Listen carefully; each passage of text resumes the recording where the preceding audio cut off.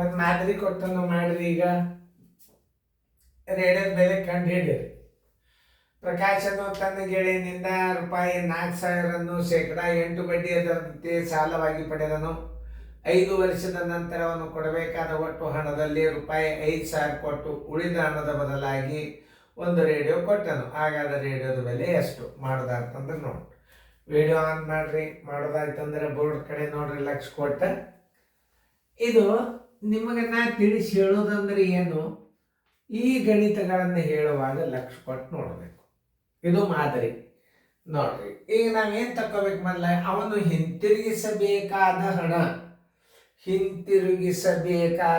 ಅಂದ್ರೆ ಮೊತ್ತ ಕಂಡು ಹಿಡಿಬೇಕಾದ್ರೆ ಮೊದಲು ಏನು ಮಾಡಬೇಕು, ಸರಳ ಬಡ್ಡಿ ತಗೋಬೇಕು. ಅವ್ನು ತಗೊಂಡು ಹೋದ ಅಸಲದೊಳಗ ಸರಳ ಬಡ್ಡಿ ಕೂಡಿಸಿದ್ರೆ ಹಿಂತಿರುಗಿಸಬೇಕಾದ ಹಣ ಬರ್ತದೆ. ಆ ಹಿಂತಿರುಗಿಸಬೇಕಾದ ಹಣದಾಗ ತಿರುಗಿ ಕೊಟ್ಟ ಹಣ ಎಷ್ಟದ? 5,000. ಯಾವ ಕೊಡಬೇಕಾದ ಹಣದಕ್ಕಿಂತಲೂ ಇದು ಕಡಿಮೆ ಕೊಟ್ಟಿರ್ತಾನಂದ್ರೆ ಎಷ್ಟು ಕಡಿಮೆ ಕೊಟ್ಟಿರ್ತಾನಲ್ಲ ಆ ಹಣವೇ ರೇಡಿಯೋದ ಬೆಲೆ ಆಗ್ತದೆ. ಇದರ ಬೆಲೆ ಎಷ್ಟಾಗ್ತದಪ್ಪ ಅಂತಂದ್ರೆ ನನಗೆ ತಿಳಿದ ಮಟ್ಟಿಗೆ 5,000 ಕೊಟ್ಟಾರಂದ್ರೆ 600 ರೂಪಾಯಿ ರೇಡಿಯೋದ ಬೆಲೆ ಬರ್ತದೆ. ಅದು ಹೆಂಗ್ರಿ ಸರ್ ಅಂತ ಕೇಳ್ತೇನೆ. ಇಲ್ಲಿ ಒಂದು ವಿಚಾರ ಮಾಡಿರಿ, 5 ಗಂಟೆ 40, 44 1 16 ಇವೆರಡು 0 ತೆಗೆದ್ಬಿಟ್ರೆ ನಿಮಗೆ 1,400 ರೂಪಾಯಿ ಬಡ್ಡಿ ಬರ್ತದೆ. ಇದು 8 5 40, 2 0 ತೆಗೀರಿ. 40 4 4 16, 40 44 160, ಇದೊಂದು ಪೂಜೆ 1,600 ಆಯ್ತು. ಅಂದ್ರೆ 5,000 ಕೊಡ್ಸಿದ್ರೆ 6,600 ರೂಪಾಯಿ. ಅದ್ರಾಗ 5,000 ಕೊಟ್ಟಾನಂದ್ರೆ ನಾವು ಎಷ್ಟು ಕೊಟ್ಟಾನ? 5,600 ಅಂದ್ರೆ ಆ ಮ್ಯಾಲಿನ ಉಳಿದ ಹಣನೇ ಏನಾಗ್ತದೆ? ರೇಡಿಯೋದ ಬೆಲೆ ಆಗ್ತದೆ. ಮತ್ತು ಸರಳ ಬಡ್ಡಿ ತಗೋಬೇಕು. ಬಡ್ಡಿ ಬರಬರಿ ಅಸಲು ಗುಂಡ್ಲೆ ಅವಧಿ ಗುಂಡ್ಲೆ ದರ ಸರ್ವಾಸ್ ಬಾಗ್ಲೆ 100 ಗುಂಡ್ಲೆ 1 ವರ್ಷದಾಗದೆ ಹಚ್ಕೋರಿ. ಅಸಲು ಎಷ್ಟಾಯ್ತು? 4,000 ರೂಪಾಯಿ ಅದ. ಅವಧಿ ಎಷ್ಟದ? 5 ವರ್ಷದ.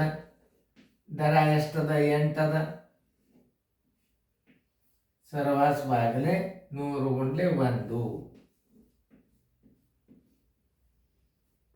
ಇವೆರಡು 0 ತೆಗೀರಿ. ನೋಡಿ, 8 5 40, 44 160, 160ಕ್ಕೆ ಒಂದು ಪೂಜೆ ಕೊಟ್ಟುಬಿಟ್ರೆ 1,600 ರೂಪಾಯಿ ಏನಾಯ್ತು? ಬಡ್ಡಿ ಆಯ್ತು. 1,600 ರೂಪಾಯಿ ಬಡ್ಡಿ. ಹಿಂತಿರುಗಿಸಬೇಕಾದ ಹಣ ಅಂದ್ರೆ ಏನು?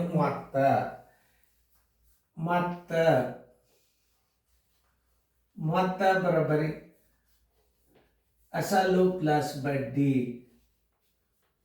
ಅಸಲು ಎಷ್ಟದ? 4,000 ಅದ. ಬಡ್ಡಿ 1,600 ಅದ.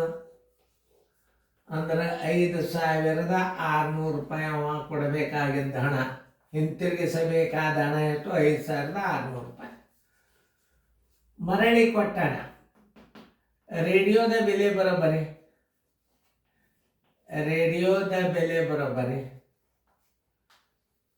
ರೇಡಿಯೋದ ಬೆಲೆ ಹಿಂತಿರುಗಿಸಬೇಕಾದ ಹಣ ಅಂದ್ರೆ ಮೊತ್ತ ಮೈನಸ್ ತಿರುಗಿ ಕೊಟ್ಟ ಹಣ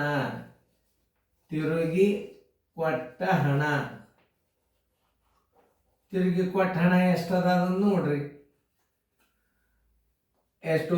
5,600 ಅವ್ನು ಕೊಡಬೇಕಾಗಿತ್ತು. 5,000 ರೂಪಾಯಿ ಕೊಟ್ಟ. ಎಷ್ಟು ಕಡಿಮೆ ಕೊಟ್ಟ? 600 ರೂಪಾಯಿ ಕೊಟ್ಟ ಕಡಿಮೆ. ಅದೇ ರೇಡಿಯೋದ ಬೆಲೆ, 600 ರೂಪಾಯಿ ರೇಡಿಯೋದ ಬೆಲೆ. ಆನ್ಸರ್ ಇಸ್ ಈಕ್ವಲ್ ಟು 600 ರೂಪಾಯಿ ಅನ್ನೋದ ರೇಡಿಯೋದ ಬೆಲೆ.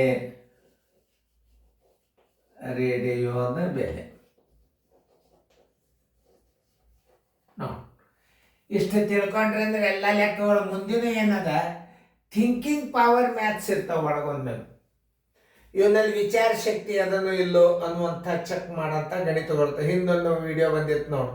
ಅಸಲು ಅವಧಿ ದರ ಕೊಟ್ಟಾನ, ಹಿಂತಿರುಗಿಸ್ಬೇಕಾದ ಹಣನೂ ಕೊಟ್ಟಾನ, ಅಂದರೆ ಅವ ಕೊಡಬೇಕಾದ ಬಡ್ಡಿ ಎಷ್ಟು ಅಂಕೋ ಸುಮ್ಮನೆ ಲೆಕ್ಕ ಮಾಡ್ಕೋತ ಕೂಡ್ತಿರ್ತಾರೆ ಅಂತ ತಿಳ್ಕೊಂಡು ವಿದ್ಯಾರ್ಥಿಗಳಿಗೆ ಚೆಕ್ ಮಾಡ್ತಿರ್ತಾರೆ.